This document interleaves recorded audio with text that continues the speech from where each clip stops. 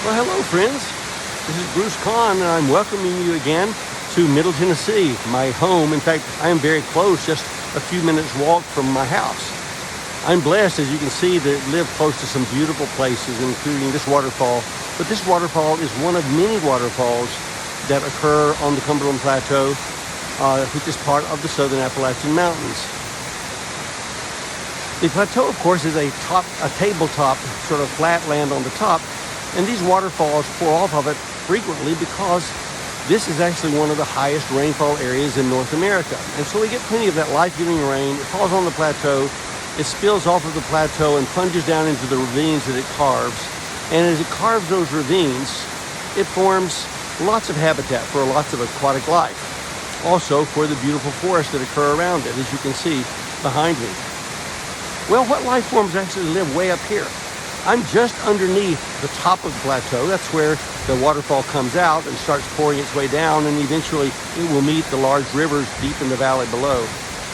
But there's lots of life right here in the waterfall itself.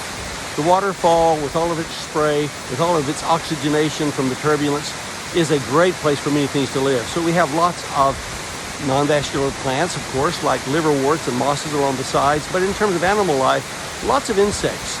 The nymphal stages, or the immature stages of mayflies, of caddisflies, of stoneflies. They will all live in areas like this. In fact, prefer these areas and are very well adapted by having flattened bodies and by having the ability to cling to the rocks so that they're not swept downstream. Many aquatic snails do the same thing, but also vertebrates.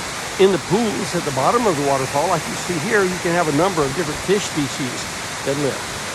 You can also have crayfish and certain other types of crustaceans like amphipods. But you also have the salamanders. The southern Appalachian Mountains are the world's hotspot for diversity of plethodontid salamanders.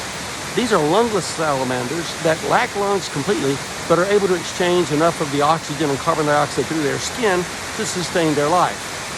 So they are quite common around here, and there's a diversity of them. Some live in damp forests underneath rocks and logs. Some live in the streams themselves.